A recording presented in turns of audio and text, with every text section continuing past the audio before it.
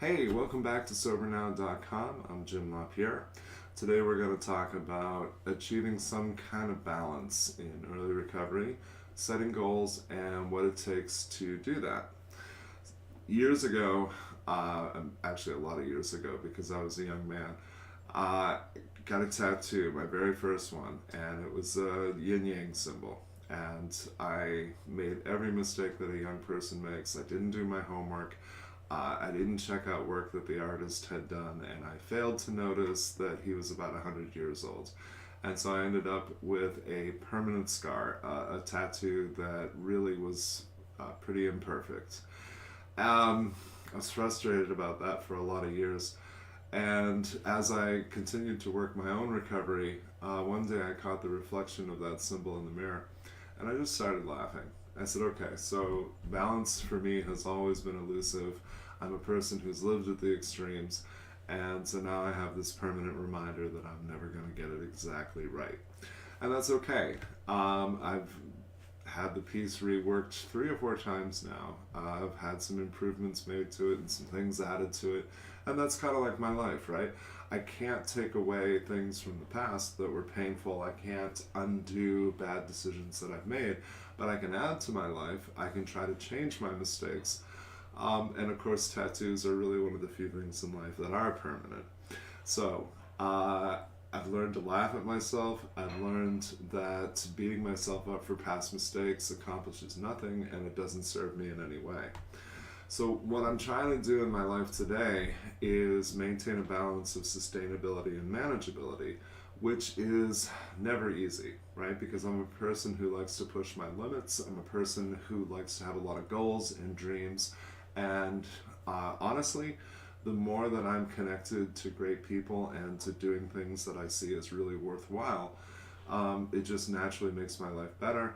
I don't experience depression. I don't ever feel like, what's the point or where is my life going? Because I've made some pretty solid investments. We talked about those a little bit in the self-care video, where I'm encouraging folks to do the really foundational work of water and nutrition and exercise and sleep. The next level to that is developing habits and routines that reduce stress and make you more organized. And none of that stuff is exciting, none of it's sexy, but what it makes possible is. So, for example, time management. We all know that that's a good idea. We all know it's a solid investment.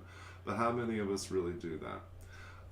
Maintaining a schedule, giving yourself some breathing room, not overbooking yourself.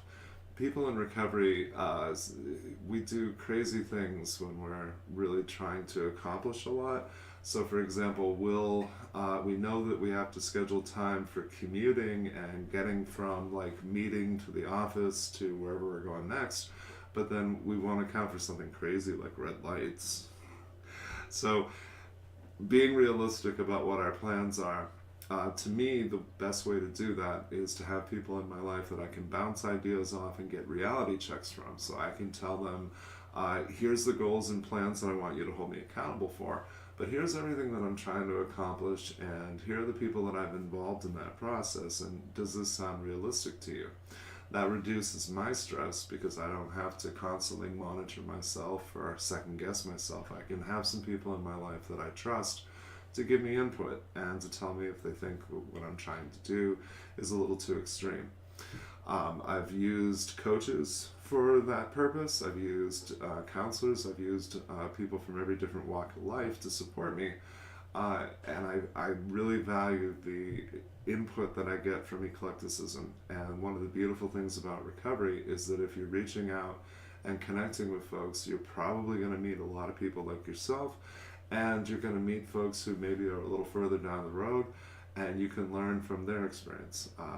What I've always found is that folks in recovery are very happy to share what's worked for them, and hopefully we don't have to reinvent the wheel that way. So I also want to really encourage you to get some goals down on paper. And if you're anything like me, you're going to go to one of two extremes.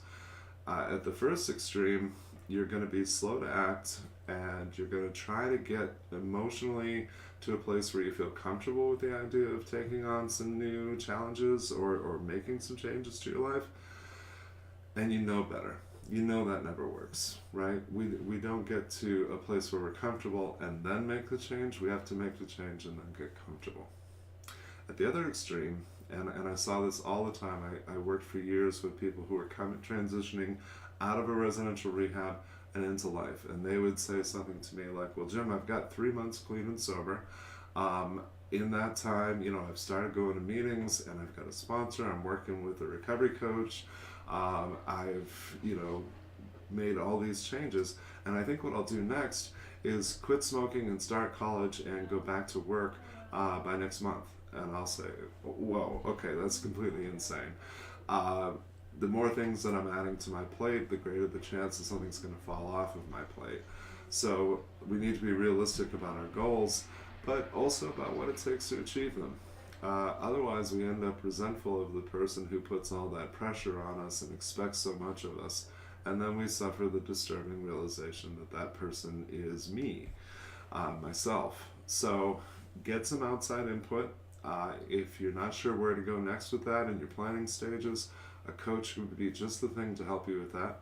Email me, jim@sobernow.com. Let me know what questions you have and what kind of material you'd like to see covered.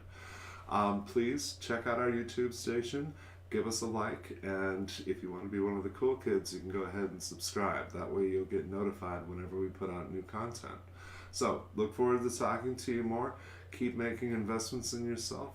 Have a great